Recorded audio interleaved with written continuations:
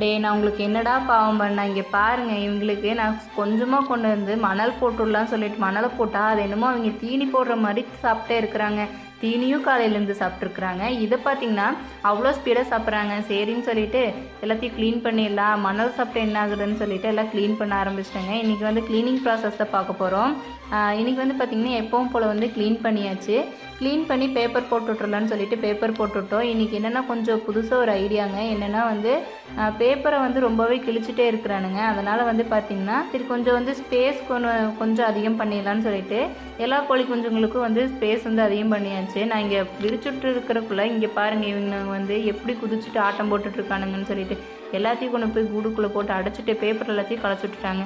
சரின்னு சொல்லிட்டு தீனியை போட்டு வச்சேன். அதுக்கப்புறம் பார்த்தீங்கன்னா இங்கே பறக்கிறது அங்கே பறக்கிறது அங்கே போகிறது இங்கே போகிறது பேப்பரையே களைச்சி விட்டுட்டானுங்க. ஃபுல்லாமே தீனி போட்டு விட்டேன்னு கொஞ்சம் நேரம் நல்லா சாப்பிட்டு அதுக்கப்புறம் வந்து அவங்களோட வேலையை வந்து பார்க்க ஆரம்பிச்சிட்டாங்க.